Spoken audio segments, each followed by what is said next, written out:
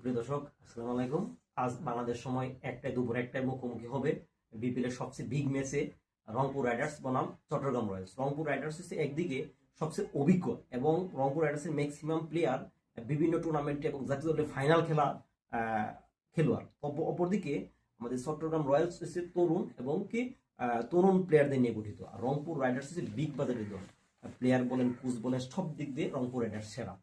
তদুপরি রংপুর রাইডার্স এই পর্যন্ত এখনো কোনো ম্যাচ খেলেনি, কিন্তু তদুপরি চট্টগ্রাম রয়্যালস সবচেয়ে বিতর্কিত দল এই জন্য যে টুর্নামেন্ট শুরু একদিন আগে তাদের যে ফ্রাঞ্চাইজি পালিয়ে গেছে।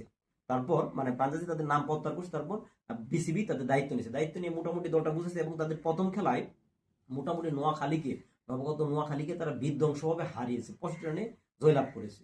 আর অপরদিকে রংপুর রাইডার্স আজকে ফার্স্ট খেলা। আমি রংপুর রাইডার্সের প্লেয়ারের দিকে চিন্তা করি, এদের কালেকশন আছে ডেভিড মারানের মতো প্লেয়ার, কিন্তু ডেভিড মারান প্রথম দিকে অ্যাভেলেবেল না, আজকাল ম্যাচের সম্ভবত অ্যাভেলেবেল না। আজকাল ম্যাচে রংপুর রাইডার্স এরকম একটা প্লেয়ার হতে পারে, মানে স্কোয়াড হতে পারে, যেমন পাকিস্তানি খাজানাফে, কাইল মায়ার্স, লিটন দাস, তৌহিদ হৃদয়, এর প্রত্যেকটি কিন্তু নামের অনুযায়ী তাদের একটা পোস্টার বয়।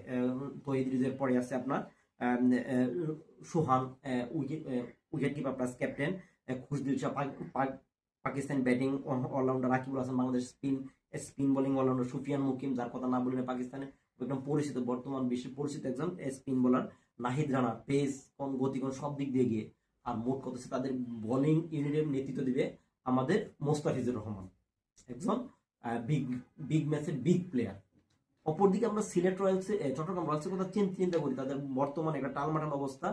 যতটুকু শুনছি গতকালকে কিছু পাকিস্তানি রিক্রুট সাইন করেছে, বাংলাদেশি সাদমান ইসলাম, এদেরকে নিয়ে একটা মোটামুটি একটা স্কোয়াড আছে। স্কোয়াডে আমি যদি দেখি বলতে চাই, নাইম শেখ, অভিনীত থাকবো আমরা গত ম্যাচে ভালো করা মির্জা তাহির বেগ, পাকিস্তানি রিক্রুট, যদিও ও 120 বলতে প্রায় 69 বল ওই খেলে মোটামুটি ভালো রান করছে। সাদমান ইসলাম নতুন রিক্রুট, হাসান নওয়াজ পাকিস্তানি, আসিফ আলী পাকিস্তানি, শেখ মেহেদি হাসান ক্যাপ্টেন, এবং আমির জামাত পাকিস্তানি বোলিং অলরাউন্ডার, এবং আবু হায়দার রনি ওই দিন খুব ভালো বল করছে, এবং তানভীর ইসলাম ওই দিন 3 উইকেট পেয়েছে নোয়াখালীর সাথে।